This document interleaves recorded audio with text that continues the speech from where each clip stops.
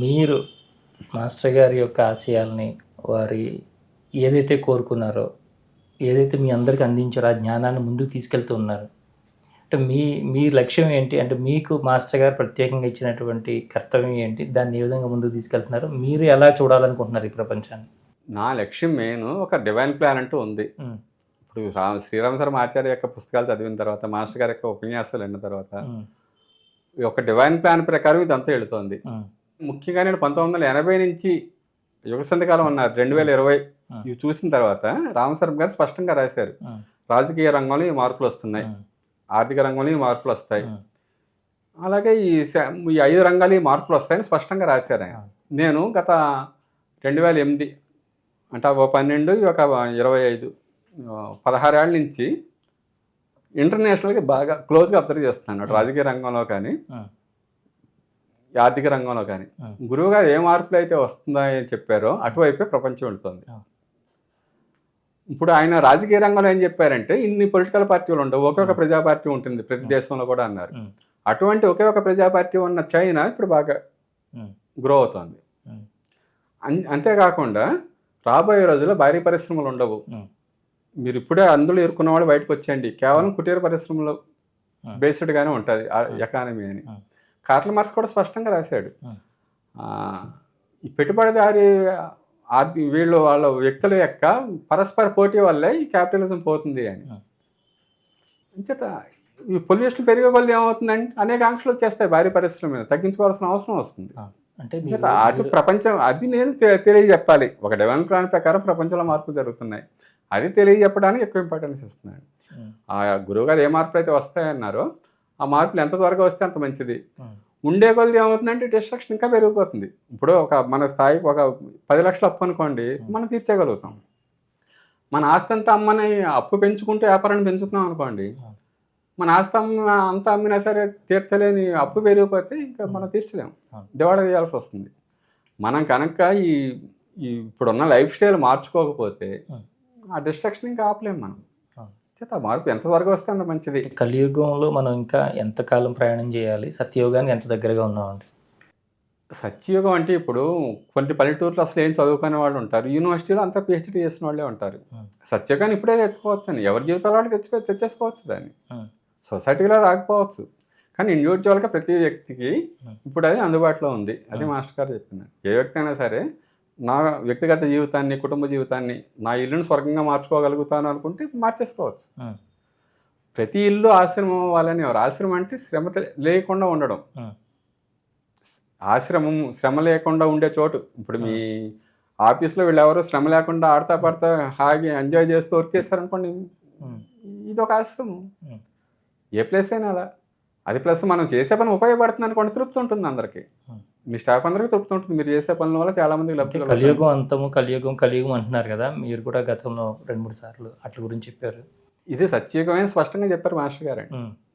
ఇది కలియుగం కాదు, ఇది సత్యయుగం. చేత ఆ సత్యయుగం యొక్క వాతావరణాన్ని మీ వ్యక్తిగత జీవితంలో తెచ్చుకోవచ్చు, కుటుంబ జీవితంలో తెచ్చుకోవచ్చు. సొసైటీ అనేది ఆ మార్పులు రావాలి, సొసైటీ మొత్తానికి అవి కనిపించాలి అంటే మొత్తం ఇంటర్నేషనల్గా 3 విప్లవాలు రావాలి అన్నారు. ఆలోచన విప్లవం రావాలి, ఆర్థిక విప్లవం రావాలి, విద్యా విప్లవం రావాలి. అవి ఇంటర్నేషనల్గా జరిగేది. కానీ మన వ్యక్తిగత జీవితంలోనే, ఫ్యామిలీ జీవితంలోనే వీటిని తెచ్చేసుకోవచ్చు. సత్యయుగం అనేది మనిషి లోపల మారాలి, బయట ఎక్కడో మారుతుంది, యుగం మారిపోతుంది అనేది మాత్రం అంత అపోహ. యుగం మారుతుంది. ఇప్పుడు మనం ఆ యుగం మారడానికి కావాల్సిన సహకారం పైనుంచి గురువుల నుంచి లేకపోతే మనం కూడా వ్యక్తిగతంగా మార్చుకోలేము. ఇప్పుడు దుష్ట శిక్షణ, శిష్ట రక్షణ అంటారండి. శిష్ట రక్షణ ఎప్పుడూ ఉంటుంది. ప్రపంచం ఎంత అల్లకల్లోలంగా ఉన్నా మనం సత్యయుగంలో ఉండాలి, మనం హాయిగా ఉండాలి అనుకుంటే ఆ ప్రొటెక్షన్ మనకు ఉంటుంది. ఆ ప్రొటెక్షన్ ప్రతి మనిషి తెచ్చుకోవచ్చు. ప్రపంచం మొత్తం ఎప్పుడు మారుతుంది, టైం పడుతుంది. కానీ ఇప్పుడు మనం ఆ మార్పు మన జీవితాల్లో తెచ్చేసుకోవచ్చు. అంటే గాయత్రి మంత్ర సాధనతో సౌరశక్తిని పరిపూర్ణంగా మనిషి లోపల నింపుకోగలుగుతాడండి. ఆటోమేటిక్గా జరుగుతుందండి అది. ఎప్పుడెప్పుడు మనం గాయత్రి మంత్రం చేసినా ఒక రే స్ప్లీన్ సెంటర్లోకి వస్తుంది అంటారు మాస్టర్ గారు. ఆ రే నుంచి ఎప్పుడెప్పుడు గాయత్రి మంత్రాన్ని చేసిన మనం గుర్తించి ఆ ఫీల్ అవుతూ చేస్తే ఏమవుతుందంటే మార్పు త్వరగా వస్తుంది. కానీ గాయత్రి మంత్ర సాధకుడికి కానీ మన జీవిత విధానం దానికి అనుగుణ్యంగా ఉండాలి. ఆ ట్యూన్ అవ్వకపోతే ఆ శక్తి పనిచేయదు. అంటే మీరు ఇంతవరకు మాస్టర్ గారు ఇచ్చినటువంటి ఏదైతే జ్ఞానం ఉందో, ఏదైతే వారు ఇచ్చినటువంటి ఈ విశ్వ ప్రణాళిక లేదంటే విశ్వం యొక్క జ్ఞానాన్ని అన్నిన్ని పుస్తకాల రూపంలో తీసుకొచ్చారు కదండి ఎక్కువ. ఎన్ని పుస్తకాలను మీరు ఇంతవరకు అందుబాటులో తీసుకొచ్చారు, ఏంటి వాటి గురించి?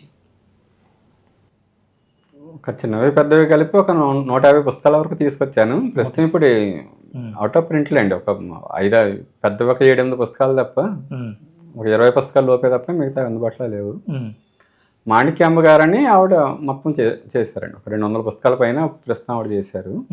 నేను చేసిన పుస్తకాలు చేశారు, మిగతా అన్నీ కూడా. అంటే వారు ఉపన్యాసాలు విని మళ్ళీ మీరు రాసుకుంటూ వచ్చారండి ఇవన్నీ కూడా? అంతే అండి, నేను చేసినవన్నీ అలాగే చేశాను. ఆ రాసేటప్పుడు నా జన్మ ధన్యమైపోయింది ఈ పుస్తకం రాస్తేనే అన్నది ఏంటండి ఆ గ్రంథం?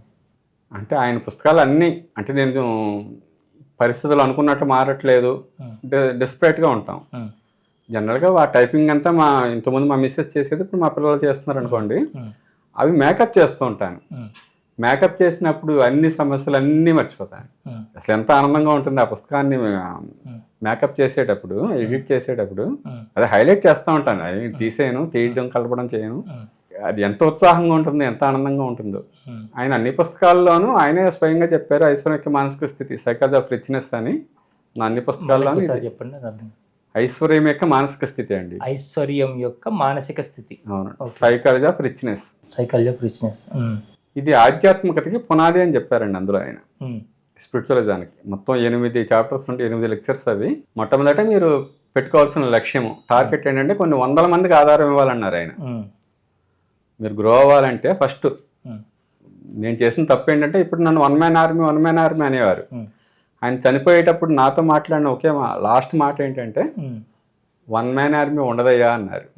ఆయన చనిపోవడానికి 3 నెలల ముందు కలిసాను లాస్ట్లో, మౌంట్ సెంబళాలో. లాస్ట్లో ఏమన్నా అన్నారంటే 1 మ్యాన్ ఆర్మీ ఉండదయ్యా అన్నారు. అంచేత ఒకరిద్దరితోటి కొంతమందితోటి మనం ఈ పనులు చేయలేం, మనం గ్రో అవ్వలేం లైఫ్లో. కొన్ని 100 మందికి ఆధారం ఇవ్వాలి, అది మొట్టమొదటి లక్ష్యం పెట్టుకోమన్నారు. మొదటి స్పీచ్ అది. లాస్ట్ స్పీచ్ ఏముంటుందంటే, పొందవలసిన అప్పు రూప కానుకని నేను హెడ్డింగ్ పెట్టాను దానికి. ఆ ఇంట్యూషన్ పట్టుకోవాలన్నారు. మనం గ్రో అవ్వడానికి కావాల్సిన ఇంట్యూషన్ గురువులు ఇస్తూ ఉంటారు. ముఖ్యంగా ఈ రోజుల్లో ఒక మంచి మార్గంలో మనం గ్రో అవ్వడానికి ప్రయత్నం చేస్తే మనల్ని లేపడానికి కావాల్సిన పుషింగ్ వాళ్ళు ఇస్తూ ఉంటారు. దాన్ని మనం పొందగలగాలి. 24 hours కష్టపడాలి. నేను దానికి ఆ ముందు మాట రాస్తే ఏం రాశానంటే, పూర్వకాలం ఒక విద్యార్థి విద్య నేర్చుకోవడానికి గురుకులానికి వెళితే అతనికి ఒక గోవుని ఇచ్చేవారట. ఆ గోవుని 1000 గోవులు చేయమనేవారటండి. అవి 1000 గోవులు అయ్యేలాగా అతనికి బ్రహ్మజ్ఞానం వచ్చేసేది, గ్యారంటీగా వచ్చేస్తుంది. ఒక ఆవుని 1000 ఆవులు చేసేలాగా అతనికి. అలాగే మనకు 1000 మందితో ఒక ఫర్మ్ నడిపామనుకోండి, గ్యారంటీకి బ్రహ్మజ్ఞానం వచ్చేస్తుంది. మన యొక్క మెంటాలిటీ వల్ల ఐశ్వర్యం వచ్చేస్తుంది అంటే దానికి ఉదాహరణ చెప్పారు అందులో ఆయన. మనకి దేశానికి స్వాతంత్ర్యం వచ్చినప్పుడు ఇండియా పాకిస్తాన్కి విడిపోయింది. ఇక్కడున్న ముస్లిమ్స్ కట్టుబట్టలతో పాకిస్తాన్ వెళ్ళిపోయారు, అక్కడ ఉన్న హిందువులు కట్టుబట్టలతో ఇక్కడికి వచ్చేసారు. ఈ కట్టుబట్టలతో అటు ఇటు వెళ్ళిన వాళ్ళు కోటేశ్వర్లు కూడా ఉంటారు. ఇక్కడ ఉన్న కోటేశ్వర్లు కట్టుబట్టలతో అక్కడికి వెళ్ళిపోయారు, అక్కడ ఉన్న కోటేశ్వర్లు ఇటు వచ్చేసారు. కానీ విచిత్రం ఏం జరిగిందంటే, విత్ ఇన్ 5-6 సంవత్సరాల్లో మళ్ళీ వీళ్ళు కోటేశ్వర్లు అయిపోయారట. కట్టుబట్టలతో వచ్చారు, కానీ వాళ్ళ మనస్తత్వం ఎలాంటిది? కోటేశ్వరత్వం. ఇంచేత 5-6 ఏళ్ళు అయిపోయారు. ఇంచేత కోటేశ్వరత్వము అనేది అదొక మానసిక స్థితి అనేవారు ఆయన. ఆ పుస్తకం మీద నేను హెడ్డింగ్ పెట్టాను కూడా. ఆయన అన్నారు, ఈ పుస్తకాన్ని ఎవరైతే 10 సార్లు చదువుతారో వాళ్ళు కోటేశ్వర్లు అవుతారు అని. ఎవరికైనా పుస్తకం ఇచ్చేటప్పుడు మీరు నన్ను ప్రశ్న వేయాలి అంటాను నేను. జనరల్గా వాడు వేరు కానీ పాపం ఏమేయాలి వాళ్ళు, మీరు ఈ పుస్తకాన్ని 10 సార్లు చదివారా, అంతే కదండి. మీరు కోటేశ్వర్లు అయి ఉండేవాడిని. కానీ నేను ఏమనుకుంటా అంటే, అది 2005లో రీప్రింట్ చేసినప్పుడు 99లో ఇచ్చారు ఉపన్యాసాలు. దాని ముందు 8 పుస్తకాల కింద వేసాను, 8 ఉపన్యాసాలు. తర్వాత 3 పుస్తకాల కింద మార్చాను, 2 పుస్తకాల కింద మార్చాను. అలా మార్చుకుంటూ తక్కువ కాపీలు, ఒక 60 కాపీలు, 120 కాపీలు అలాగే ప్రింట్ చేయడం. అట్లా 2005లో ఏమనుకున్నానంటే, 2005 చివరిలో చేసినప్పుడు ఈ పాటికి దీన్ని 10 సార్లు పూర్తి చేసి ఉంటాను అనుకున్నాను. 2006లో ఆయన గురు సీతారామన్ అనౌన్స్ చేశారు. 2006 జనవరి ఫిబ్రవరిలో. గురువు అంటే గురువు గారు శిష్యకోటితో వచ్చారు అంటారు. శిష్యకోటి అంటే 1,000 మంది శిష్యులు ఉండరు, గ్రూప్ అంతే. కోటి అనేది గ్రూప్ లీడర్. ఆ పుస్తకాన్ని ఎవరు 10 సార్లు చదివినా గ్రూప్ లీడర్ అవుతాడు అతను. కోటేశ్వరుడు అంటే ఎవరు? ఒక పూర్వం మన ఎకానమీ ఎలా ఉండేదంటే, ఒక లక్ష్యం ఉన్నవాడే లక్షాధికారి అయ్యేవాడు. ఎవరు పడతారు లక్షాధికారులు అయ్యేవారు కాదు. అతని ముందు ఒక లక్ష్యం ఉండాలి. ఆ లక్ష్యంతో పనిచేసిన వాడే లక్షాధికారి అయ్యేవాడు. అటువంటి లక్ష్యాలు కలిగిన 100 మందికి వ్యక్తులకి గైడెన్స్ ఇవ్వగలిగేవాడు కోటేశ్వరుడు అయ్యేవాడు. కోటేశ్వరత్వం అందరి దగ్గర ఉండేది కాదు. కోటేశ్వరుడు ఎవడంటే అంతకంటే కింద ఉన్న లక్షాధికారికి వాడు సొల్యూషన్ చెప్పాలి, చిట్కాలు చెప్పాలి, మరి ఎలా చేసుకో ఇలా చేసుకో అనాలి. అలాగే మీ మీ పుస్తకం చదివి కోటీశ్వరులు అయిన కోట్లని కూడా మీ మీ అండర్లో కింద లెక్క. నా పేరు అది గురుసీతారామన్. నేను కొంతమంది లక్ష్యం ఉన్న వాళ్ళకి నేను మాస్టర్ గారు చెప్పిన లక్ష్య చిట్కాలు చెప్పగలను. నేను అలా అనుకున్నాను. కొంతమంది లక్ష్యం జీవితంలో ఎదగాలి, గ్రో అవ్వాలి అనుకున్న వాళ్ళకి గ్యారంటీగా మాస్టర్ గారి దగ్గర పరిష్కార మార్గాలు ఉన్నాయి. అది నేను అంత చేయగలను. ఈ విధంగా నా కోటేశ్వరత్వం వచ్చింది అనుకున్నాను అంతే. చాలా అద్భుతమైన పుస్తకం అది. ఐశ్వర్యం యొక్క మానసిక స్థితి అండి. అది ఏ పుస్తకం అయినా అండి, అంటే 5 పుస్తకాలు ముఖ్యంగా నేను చేసినవి: సైకాలజీ ఆఫ్ రిచ్నెస్, సావిత్రి ఉపన్యాసాలు, అరవింద సావిత్రి మీద చెప్పిన ఉపన్యాసాలు, అదే సీక్రెట్ యాక్ట్ ఉపన్యాసాలు, భగవద్గీత ఉపన్యాసాలు నేను చేసిన పుస్తకాలు, అలాగే సావిత్రి సాధన. ఈ 5 పుస్తకాలు కనుక చదివితే స్పిరిచువలిజంలో ఫండమెంటల్స్ వచ్చేస్తాయి ఏ మనిషికైనా. ఇప్పుడు ఇంగ్లీష్లో ఎవరైనా ఎంఏ చేస్తే, పోస్ట్ గ్రాడ్యుయేషన్ చేస్తే అతను ప్రపంచంలో ఉన్న అన్ని పుస్తకాలను చదివి ఉండకపోవచ్చు. కానీ ఎంఎస్సి కెమిస్ట్రీలో కానీ, ఫిజిక్స్లో కానీ, లేదా లిటరేచర్లో కానీ ఒక పీజీ చేస్తే ప్రపంచంలో అతను ఏ కెమిస్ట్రీ పుస్తకం చదివినా అతనికి అర్థం అవుతుంది. అలాగే మనం ఈ 5 పుస్తకాలు కనుక చదివితే ప్రతి ఆధ్యాత్మిక విషయం కరెక్ట్గా అర్థం అవుతుంది. ఎక్కడ రాంగ్ కాన్సెప్ట్ రాదు మనకి. ఐశ్వర్యక మానసిక భౌతిక ఈ జీవితం గురించి చెప్తుంది. సీక్రెట్ యాక్ట్ ఉపన్యాసాలు నిద్రాస్థితిలో మనం ఎవాల్వ్ అవడం చెప్తుంది. సబ్ కాన్షియస్ మైండ్ గురించి చెప్తుంది సీక్రెట్ యాక్ట్ ఉపన్యాసాలు. సూపర్ కాన్షియస్ మైండ్ అర్ధరాత్రి తర్వాత వస్తుంది, దాని గురించి సావిత్రి ఉపన్యాసాలు చెప్తున్నాయి. భగవద్గీత ఉపన్యాసాలు నిజంగా బ్యూటిఫుల్ అండి. అలాగే నవయోగాన్ని నిర్మించే సావిత్రి సాధన ఎందుకంటే అంటే ఇప్పుడు ఆ గురువుల యొక్క సంకల్పాలు మన ద్వారా నెరవేరాలి అంటే మనకి ఆ కాన్సెప్ట్ అర్థం అవ్వాలి. అది నవయోగాన్ని నిర్మించే సావిత్రి సాధన దాంట్లో బాగా తెలుస్తుంది.